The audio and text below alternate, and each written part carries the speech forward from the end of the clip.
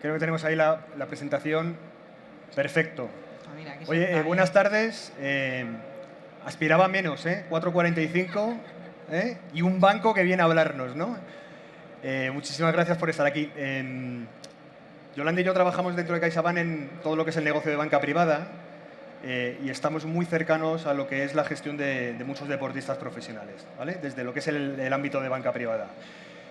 Vamos a compartir con vosotros, a lo largo de estos próximos 45-50 minutos, una charla, una reflexión que mantenemos habitualmente con muchos deportistas. Bien porque los juntamos en grupo, aprovechando algún momento de entreno o cualquier cosa, o bien en el día a día, ¿vale? Un poquito una reflexión, y lo pone ahí, de pensar en vivir el futuro, ¿vale? Y cuando yo quiero vivir mi futuro, porque es a lo que aspiramos todos al final, es súper importante pensar en ese futuro, porque hay riesgos habitualmente de no pensar en el futuro.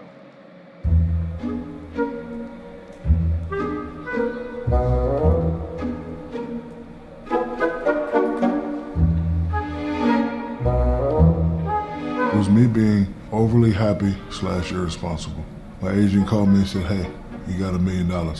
But I didn't subtract his 15%, right? I didn't subtract the Texas state tax or the FICA. So in my mind, I was just trying to do simple math. I always wanted a fancy Mercedes-Benz. I used to go to the 7-Eleven and get the fake Mercedes, the little one, and just drive them on the, on top of my bed, and I'm gonna get one of these one day. So once I knew I got that $1 million, I went to the bank like a big time guy and set up a little checking account. And I said, okay, got $1 million.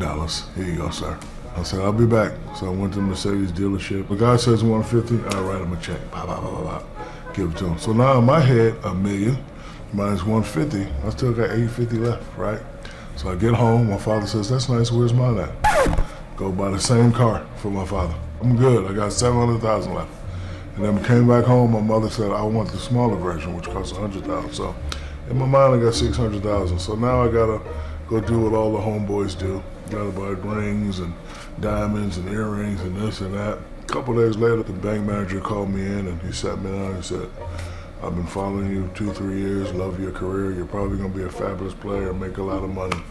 But you know, a lot of you guys, when you're done playing, don't have anything. I don't want you to be like that. I want you to take a look at this. And I was like 50, 60,000 in the hole. So I was just writing checks. I was buying TVs. I was just buying stuff I didn't even need. So after that, I said, you know what? I need to get me a business manager. Luckily, I had a lot of hard lessons early, but I'm the type of guy that I don't like to miss 2 shots in a row, even if it's a free throw. Shaquille O'Neal, ¿lo conocéis? ¿Verdad? O sea, él lo cuenta de un modo, pues un tanto socarrón, ¿no? Ha tenido suerte, tuvo alguien que le dio un toque de atención. Shaquille O'Neal, que le fue muy bien deportivamente, le va estupendamente bien como empresario, como inversor, con un patrimonio muy ordenado y demás. Esto es un ejemplo al final de lo que puede pasar cuando no pensamos en el futuro, ¿no? Y cuando no planificamos. No sé si habéis leído el famoso artículo de Sports Illustrated que nos habla de que el 80% de los jugadores de la NFL o casi el 70% de los jugadores de la NBA acaban en la ruina, acaban quebrados 5 años después de su retirada como deportistas profesionales. Hay casos, muchísimos. Si empezáis a bucear un poquito en lo que es la prensa, Allen Iverson, Antoine Walker, que llegó a perder hasta 108 millones de euros 5 años después de su retirada. Hoy por hoy Antoine se dedica a dar charlas a los clubes de baloncesto de la NBA, intentando compartir un poquito de lo que es su experiencia, ¿no? Pues para poder demostrar que hay modos de cambiar esa dinámica. Decía Antoine, prepárate para usar la palabra no muchas veces, que es uno de los graves problemas que tiene un deportista profesional. Presentación de mucho tipo de inversión y demás, y nunca saben decir que no. Y pensar en el futuro, ¿vale? Un poquito traído a colación de lo que queremos hablaros hoy. Esto que parece que está muy circunscrito a lo que es el mundo americano, NBA, NFL, hay hockey y demás, bueno, pues también pasa en el fútbol. Pasa en el fútbol, pasa en la Premier League, donde también hay informes que, fijaros, ¿vale? Hablan siempre de esos porcentajes, ¿no? De un 60%, un 70%. Pasados 5 años, ese 60% de jugadores acaba en la ruina. Se ve muy lejos, y digo Estados Unidos, nos pasa en Inglaterra, bueno, pues, hablando un poquito más de aquí de la zona, ¿no? En España, pasa. Christian Vieri jugó en el Atlético de Madrid, luego en la Fiorentina, muchísimos equipos, ¿vale? Se dedicó, entre otras cosas, a invertir en muchos negocios que a lo mejor no tenían mucho sentido, inclusive abrir una línea de preservativos. O sea, oye, ideas que pueden funcionar, pero que a lo mejor no bien asesorados no terminan de concluir en un resultado exitoso, ¿no?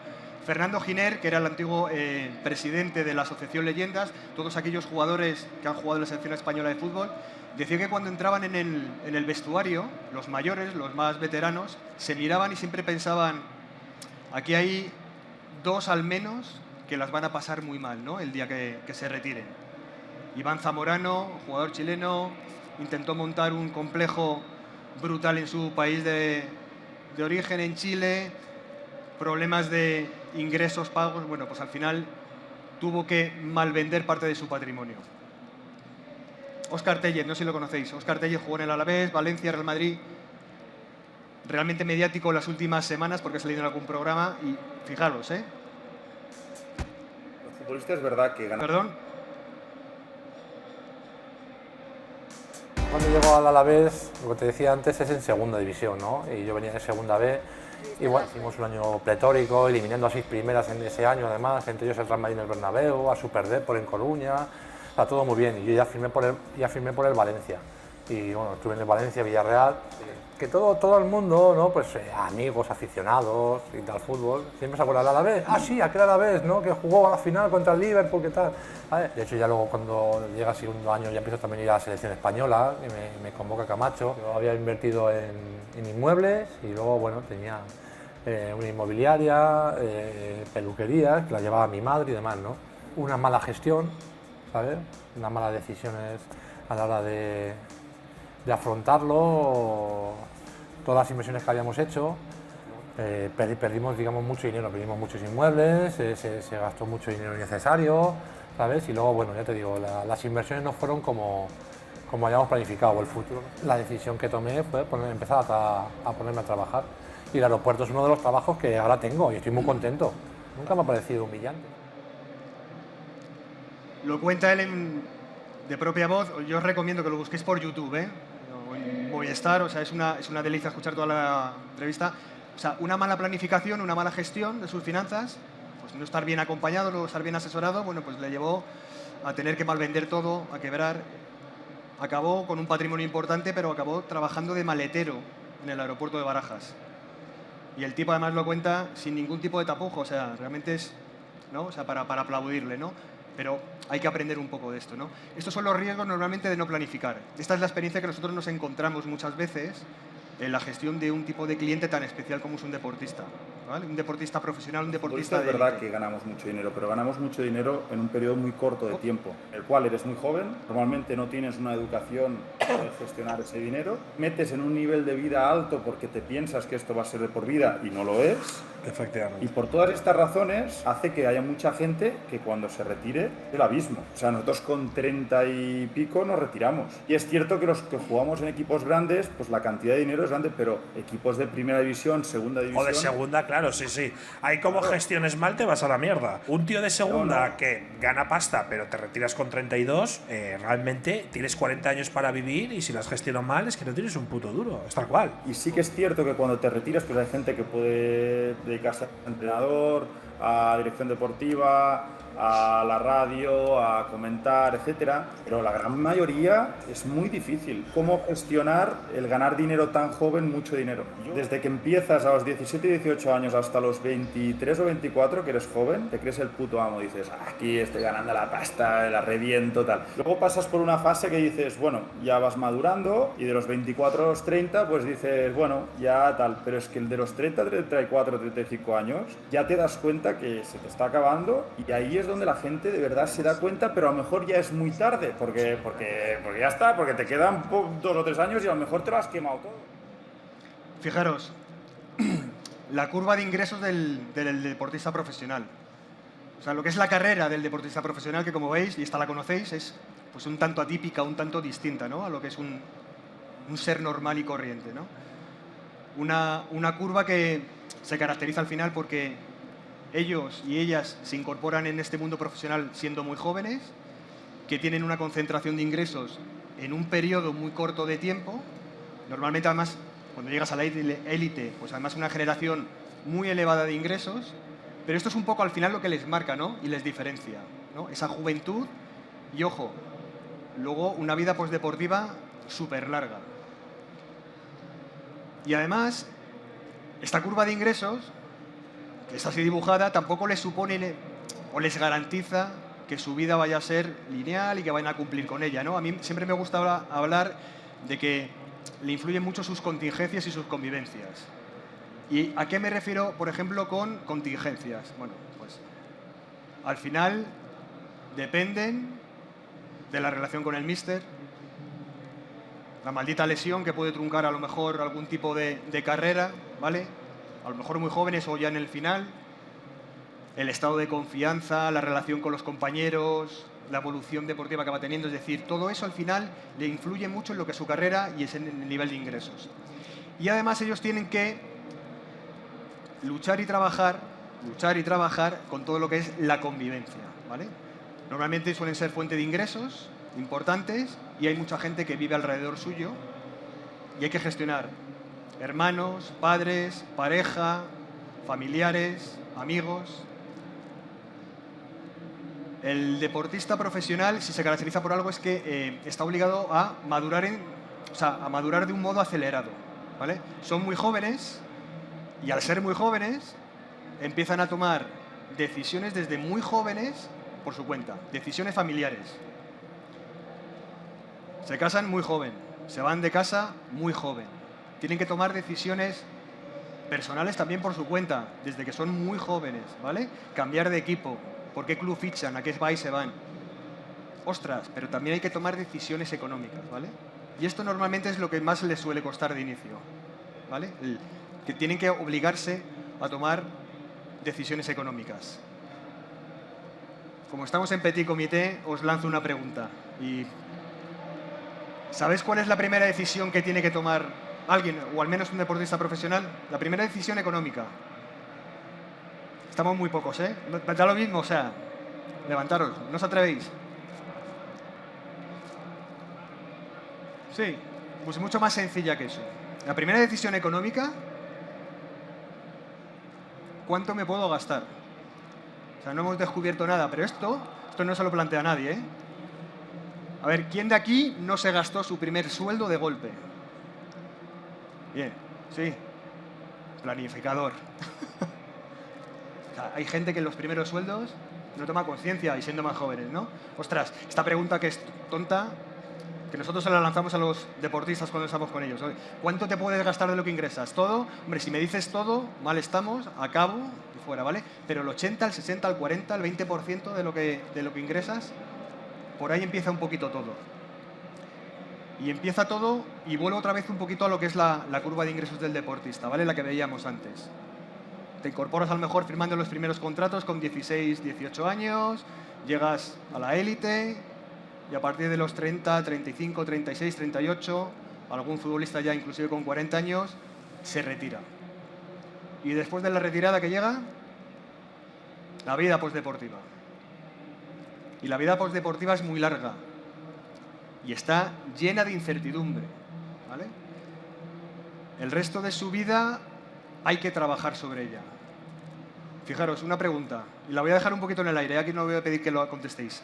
¿Es el día más importante para empezar a preocuparse del día después? ¿Es ese último día? ¿El día que has colgado las botas? ¿El día que has dejado de tirar a canasta? ¿De coger la raqueta? Ya veo las caras, pero lo dejo un poquito en el aire, ¿vale? Fijaros, el día después es muy largo para un deportista. De hecho, y lo pone en el título, el resto de tu vida es muy larga. O sea, tenemos la vida más longeva de la historia. Empiezo con datos. En el siglo XX, en España en concreto, se ha doblado la esperanza de vida. ¿Vale? España es el segundo país más longevo. Se vive muy bien, ¿vale? Y duramos años, ¿vale? O sea, quedan años.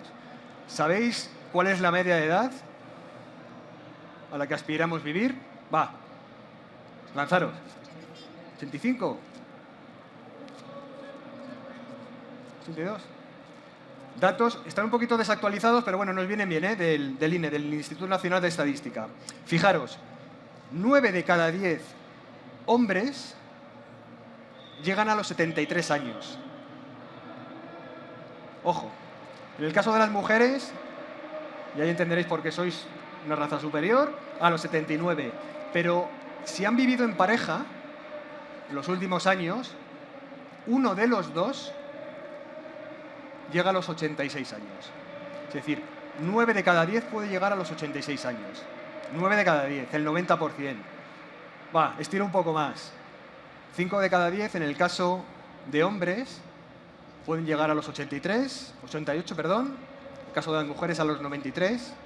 Si viven juntos en pareja, los 96 años. Y 1 de cada 10, estamos un poquito más. Casi 2 de los que vamos a estar aquí, seguramente. En el caso de los hombres llegaremos a los 100 años, pues, no sé yo. De las mujeres a los 101, si han vivido en pareja, a los 102. Moraleja, si quieres vivir mucho, ¿no? Vive en pareja, ¿no? Esto son datos al final. Si me retiro con 35 años siendo un deportista profesional que he conseguido aglutinar, amasar un patrimonio importante, me quedan 65 años seguramente por delante, largos, ¿no? Pues habrá que trabajar sobre ello. Decíamos, la primera decisión que tienes que tomar, ¿qué es? ¿Cuánto me puedo gastar? ¿No? Y esto empieza todo por saber que tienes que ahorrar, que hay parte de tu sueldo, de tus ingresos, que tienes que ahorrarlos. ¿Y es lo mismo ahorrar que invertir? No. Como veréis, o sea, me han subido aquí, pero estoy diciendo cosas súper obvias, ¿vale? Obviamente no es lo mismo ahorrar que invertir. Os pongo un ejemplo. Prometo no hablar de mi banco, ¿eh? Prometo. Pero yo tengo 100.000 euros ahorrados y los meto en el banco, donde tengo yo la cuenta abierta, ¿vale? Sobre una hipótesis de que no me van a dar ningún tipo de rentabilidad, ¿vale? Esos 100.000 euros, pasados 20 años, ¿qué es lo que tendré? 100.000 euros. Está brutal. Si yo, en vez de dejarlos ahorraditos al 0%, los meto o los invierto en algún tipo de producto con una rentabilidad anualizada de un 4%, aproximadamente un 4% rentabilidad anualizada durante mucho tiempo, es algo que se suele conseguir con bastante certeza, ¿vale? Cuando yo meto esos 100.000 euros y pasan 20 años, no tengo 100.000 euros. Habré más que doblado, tendré 219.000 euros, ¿vale? Este es el famoso efecto de la magia del interés compuesto que luego Yolanda, que trata con muchísimos futbolistas, jugadores de básquet y demás, nos contará un poquito, ¿vale? Pero vuelvo un poco para atrás. Os había dicho porque os he hecho un poquito de trampa. Meto 100.000 euros, no lo saco en 20 años, tengo 100.000 euros dentro de 20 años. ¿Saben ustedes lo que es la inflación? ¿Les suena?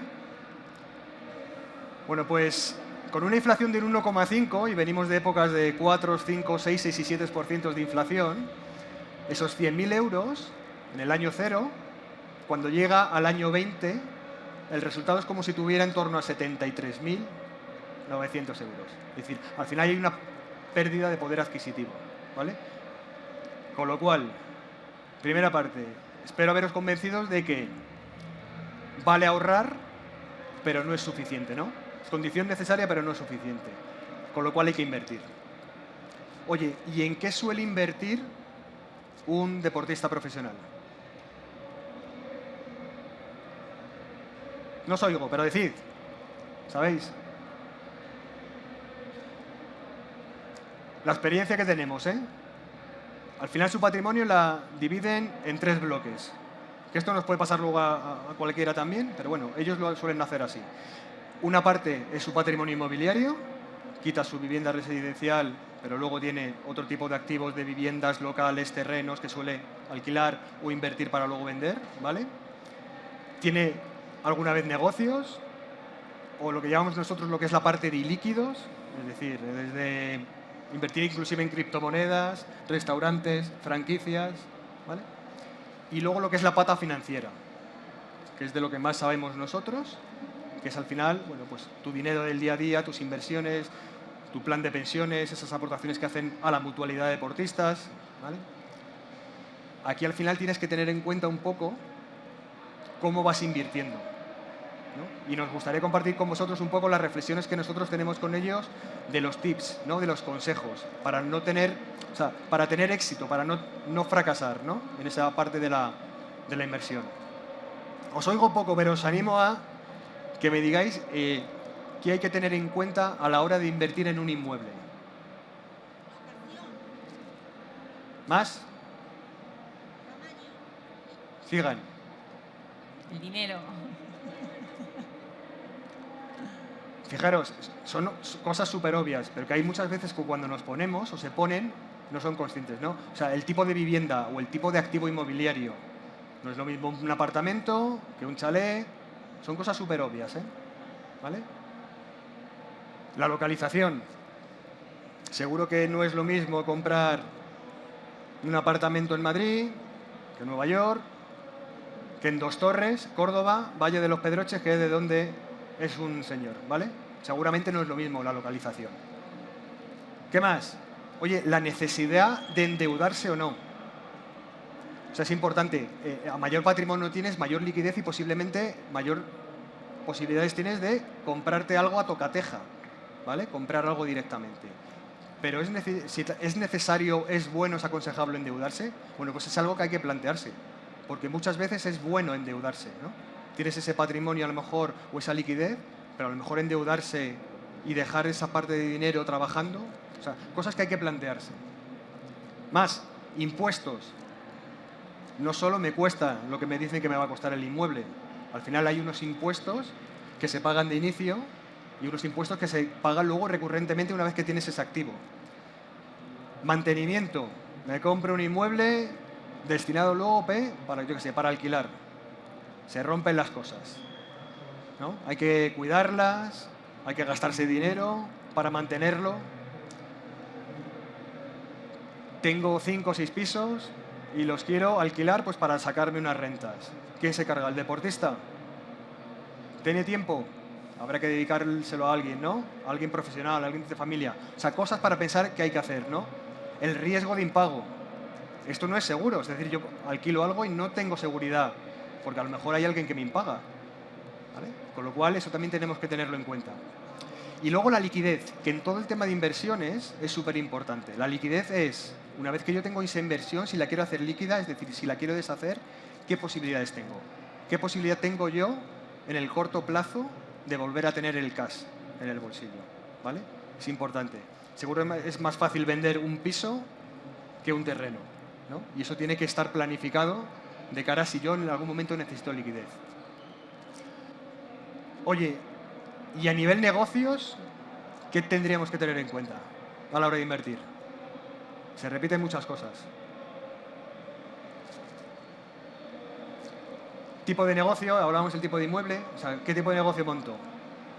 Un restaurante, una franquicia de algo. Está muy de moda, ¿no? Montar restaurantes y restaurantes de estos con artisteo y demás. Bueno, tipo de negocio. Inversión total requerida. ¿Es una inversión única o me van a seguir pidiendo inversión o no? O sea, por tenerlo controlado, por tenerlo planificado. Deudas. Si me van a generar deudas o no me van a generar deudas. El conocimiento que tengo del negocio. Fijaros, en la vida en general y en la parte de inversión, y yo lo digo en nuestra parte también, o sea, nadie debería de invertir nunca en nada que no entienda, ¿vale?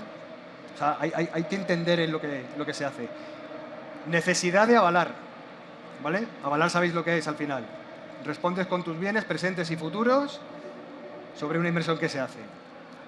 Bueno, pues hay que plantearse si es necesidad de avalar cuando nos lo piden.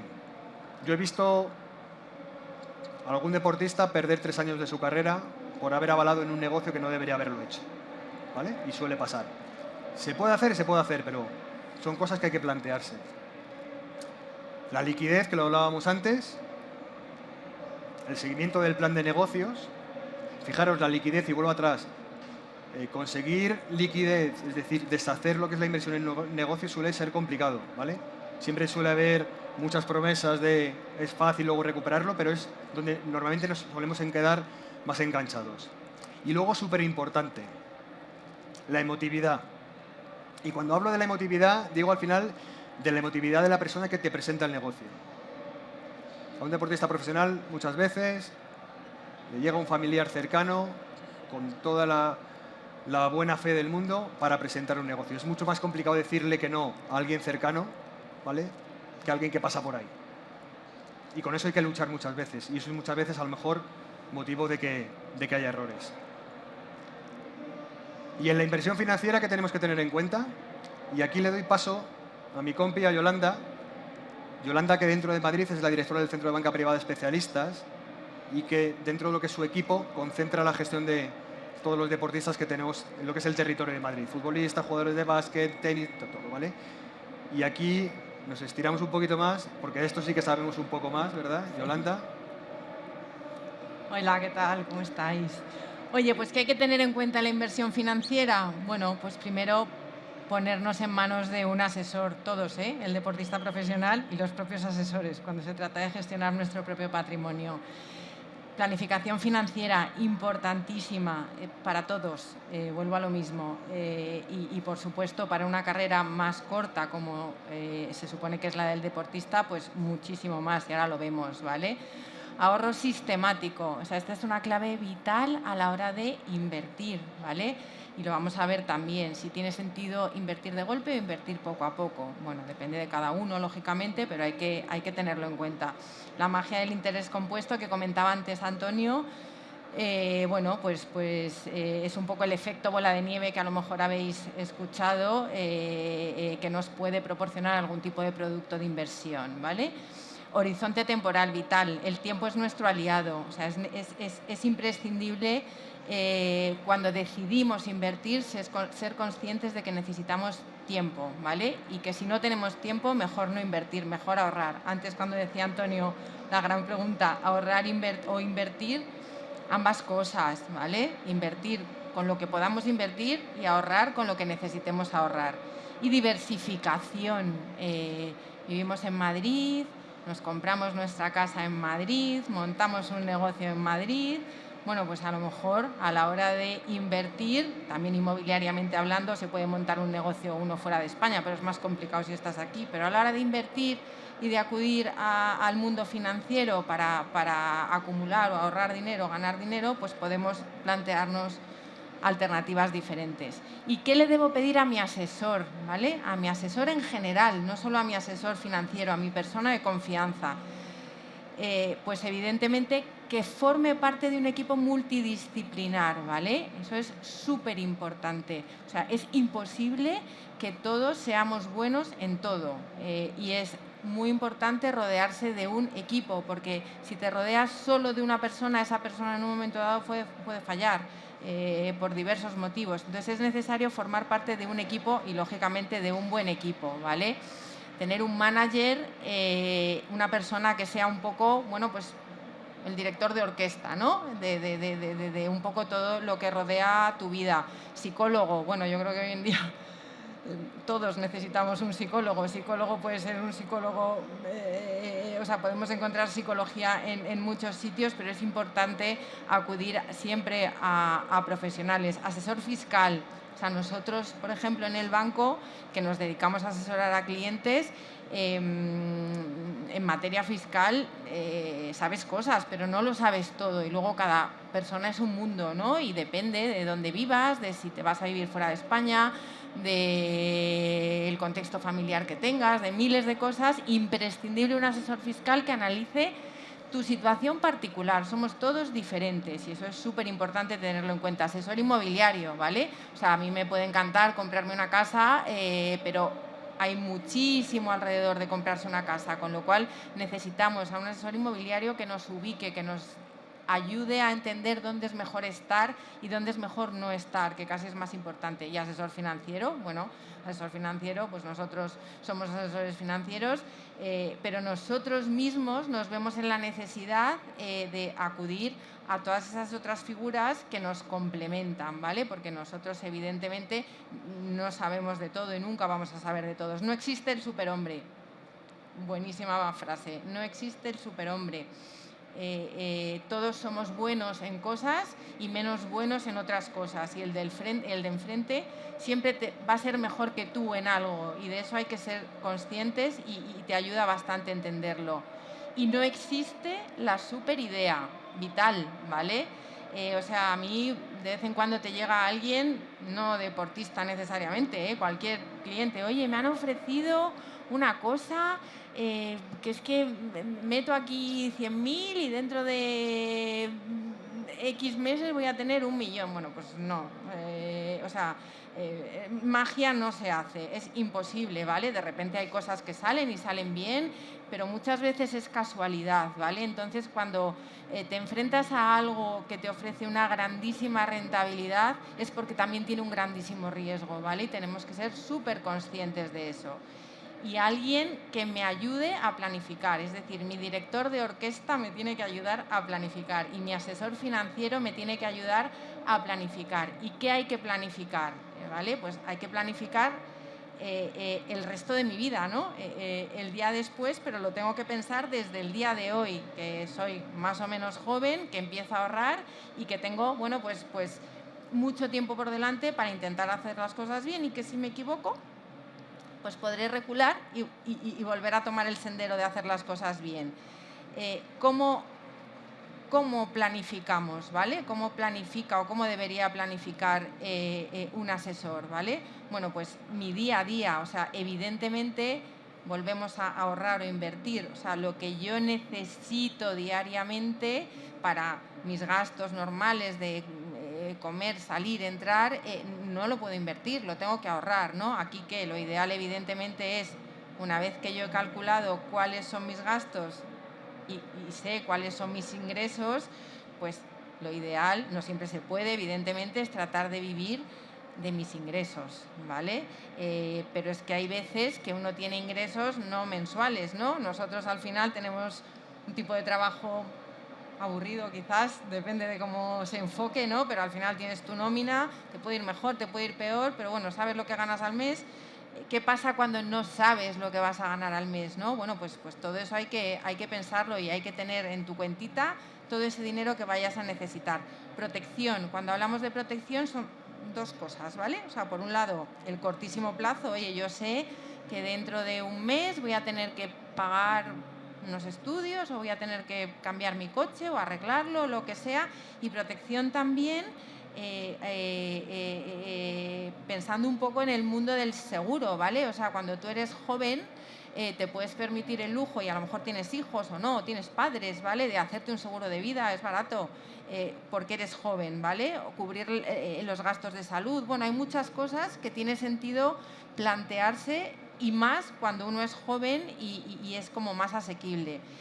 Una vez cubierto el día a día, una vez cubierto el momento protección, tercera cajita, el día después, ¿vale? Es decir, yo ya sé, luego la vida es lo que es, y a veces pasan cosas rarísimas, o no, de repente cambias de tercio y te dedicas a otra cosa. Pero si yo soy deportista profesional y sé que a partir de mis 35 o 40 años ya no voy a practicar mi deporte y me voy a tener que dedicar a otra cosa, pero no sé exactamente qué va a poder ser otra cosa, aunque incertidumbre, repito, tenemos todos, pues evidentemente tengo que pensar en ese día después para que cuando llegue tener el suficiente patrimonio dentro de las posibilidades de cada uno. Habrá gente que gana muchísimo dinero y gente que gana súper poco. Con lo que ganemos cada uno tenemos que apañarnos, ¿vale? Y ese día después hay que tenerlo previsto.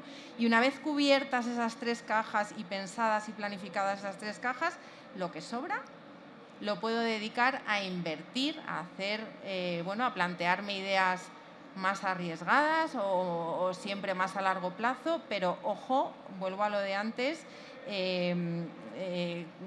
con cuidado. O sea, invertir no tiene que ser sinónimo de hacer el loco o de inventarnos historias con las que, bueno, pues es fácil perder dinero, ¿vale? Pero bueno, te puedes permitir el lujo de arriesgar un poco más.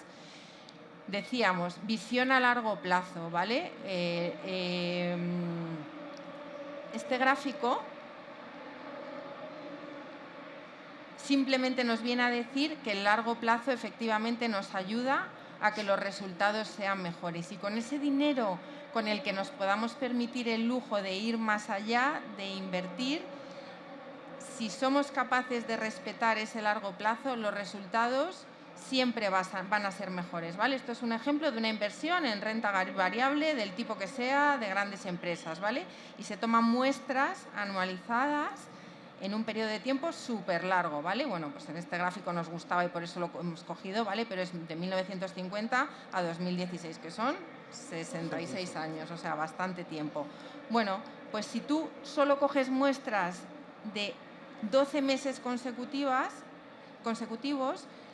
tienes momentos, años con rentabilidades de 61%, una rentabilidad del 61% al año es una pasada, pero también te encuentras con menos 43, ¿vale? A medida que tú vas extendiendo ese periodo, o sea, 5 años consecutivos, 10 años consecutivos, 20 años consecutivos, observáis que las muestras empiezan a estar en positivos, la dispersión es más pequeña, ¿vale? Entonces, oye, pues si tú inviertes a un horizonte temporal de 20 años vista, te encuentras con que años te podrán proporcionar hasta un 18% de rentabilidad y los peores años supondrán un +4, que no es ningún drama. O sea, evidentemente prefiero estar en equilibrio que de repente un -43, aunque luego me pueda suponer un +60, ¿vale? Entonces, bueno, importantísimo largo plazo. Las aportaciones periódicas. Este gráfico es interesante. Estoy mirando aquí, pero para teneros un poco delante, pero bueno. La diferencia un poco entre hacer una aportación de golpe, fijaros, es si yo cojo 9.900 euros y lo meto de golpe en el año 2008, gran crisis financiera, los mercados se derrumbaron, caídas superiores al 50%. Bueno, pues fijaros la diferencia de las dos líneas, ¿vale? O sea, la línea de abajo es si yo de golpe cojo 9.500 euros en 2008 y veo en 2013 qué rentabilidad he obtenido, ¿vale? Claro, cuando me caigo con todo el equipo y cuando recupero con todo el equipo. Bueno, pues acumulo un 16,5%, ¿vale? 16 entre 5 es una media pues de un 3 y pico por ciento más o menos, ¿no? Y sin embargo, si yo cojo y sistemáticamente, porque yo voy ahorrando a poquitos, ¿no? Y cada mes voy metiendo 150 euros y acabo acumulando esos mismos 9.900 euros, pero yendo a pocos, al final me encuentro con una rentabilidad del 30%. ¿Por qué? Porque cuando mis primeros 150 euros entran en 2008 y se pegan la torta, solo es con 150 euros, no es con 9.900, ¿vale? Entonces, al final el resultado y esa aportación sistemática es muchísimo mejor, o sea, nos ayuda a que el resultado sea muchísimo mejor. Y la importancia de mantenerse en el mercado, ¿vale? Lo decía, bueno, no, ha sido esta mañana, nosotros que hemos tenido otro. Oye, momentos complicados los hay siempre. Ahora estamos viviendo un momento complicado. No sé, el clarísimo ejemplo, el momento COVID, ¿no? O sea, 2020, marzo, nos meten a todos en casa y de repente, ostras, parecía que es que se iba a acabar el mundo. La realidad es que el mundo no se acaba, o esperemos que no se acabe, pero pensando un poco en el mercado y en la inversión financiera, es muy fácil asustarse y de repente decir, ahí va, lo voy a perder todo. Perderlo todo, si haces bien los deberes, es súper difícil, ¿vale? No siempre se acierta, evidentemente, pero mantenerse en el mercado, si nosotros hemos trazado un plan de largo plazo, de 10, 15, 20 años, te ayuda a que los resultados sean súper buenos. O sea, volviendo al momento COVID, oye, pues hay gente que se asustó, súper lícito, y evidentemente decides salirte, y dices, oye, pues yo incluso asesores dedicados al mundo financiero, quien se quedó en mercado, o sea, eso fue un rebote, ¿vale? De repente cayó el mercado muchísimo durante un mes y luego recuperó, y recuperó mucho. Y acertar es dificilísimo, o sea, jugar a ahora va a caer y me salgo, ahora va a subir y me subo, es imposible, porque es que siempre te vas a equivocar, o sea, aciertas por casualidad, pero no sabemos, no tenemos la bola de cristal nadie, ¿vale? Entonces, mantenerse en el mercado y evitar las decisiones emocionales, muy ligado a esto, ¿no? Oye, pues ahora compro, ahora vendo, ahora... Puedes hacer trading con algo de tu dinero, pero nosotros no nos dedicamos a hacer trading. Un asesor financiero debe dedicarse a ayudaros a pensar en el largo plazo, a preservar el capital. El dinero se gana trabajando. También puedes ganar dinero invirtiendo, pero la inversión te tiene que ayudar a encontrar un equilibrio y a cumplir tus objetivos, ¿vale? Pero no tienes que ser esclavo de un poco esas idas y venidas del mercado y de ahora gano, ahora pierdo, ¿vale? Y lo que decíamos antes, la magia del interés compuesto, el efecto bola de nieve, ¿vale? Es decir, tú inviertes 50.000 euros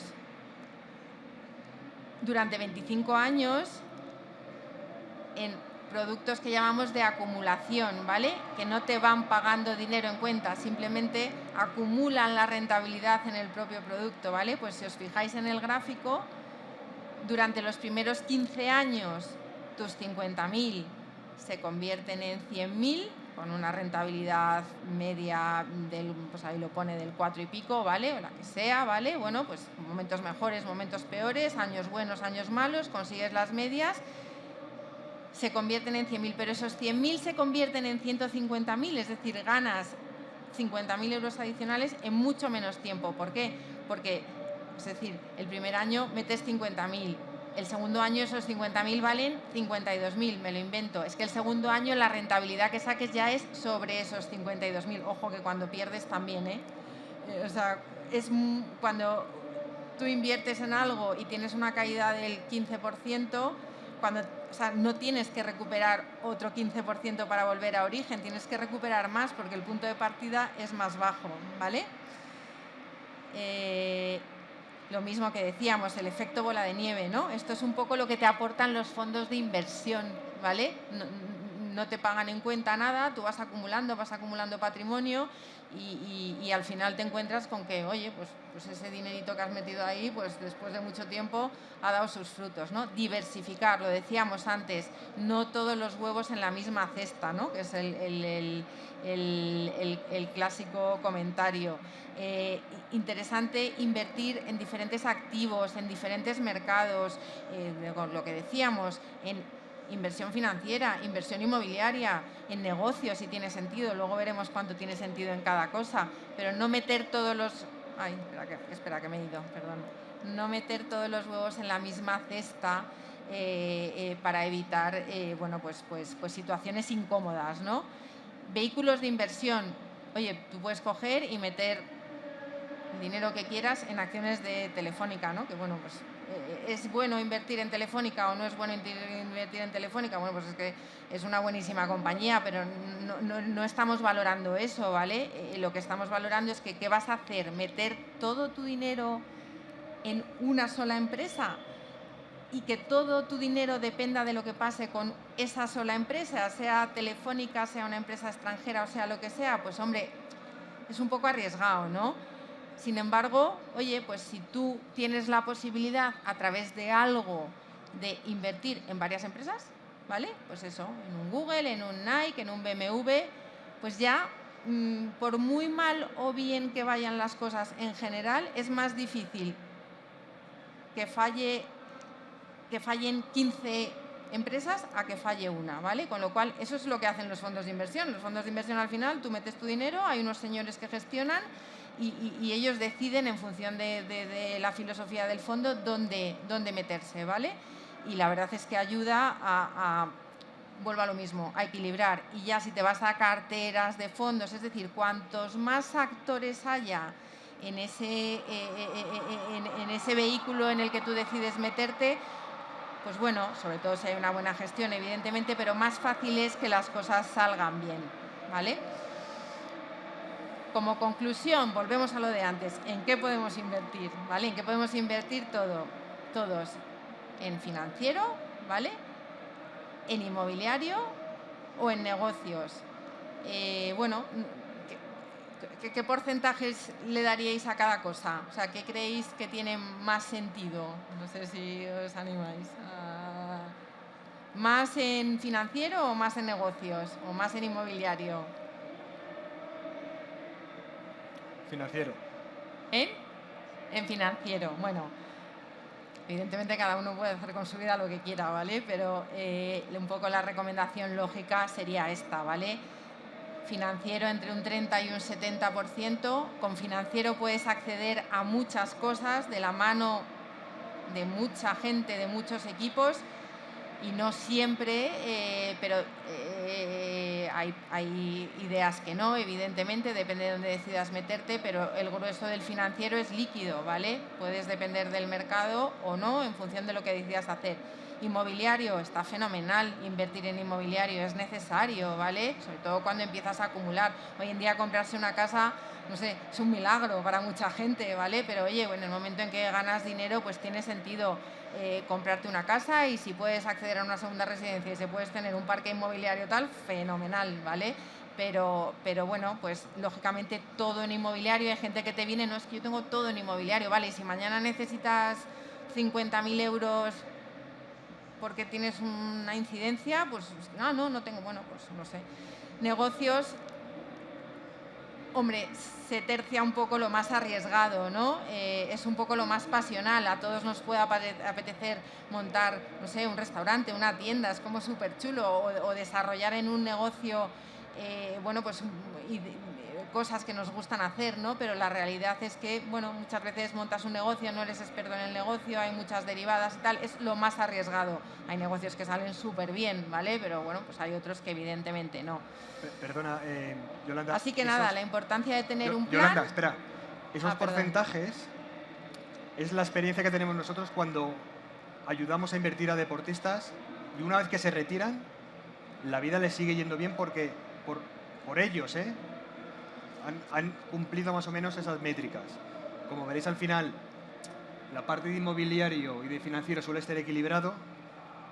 Negocios muchas veces inclusive suele tender a cero. Esto es curioso porque cuando hablas con algún entrenador de fútbol que ha sido exdeportista y le haces esta pregunta, en negocios siempre te dicen cero, ¿no? Porque muchos han pasado a lo mejor por malas experiencias. El perro viejo, esa es la ¿no? experiencia que tenemos, ¿no? De cómo hay que distribuir a lo mejor ese patrimonio.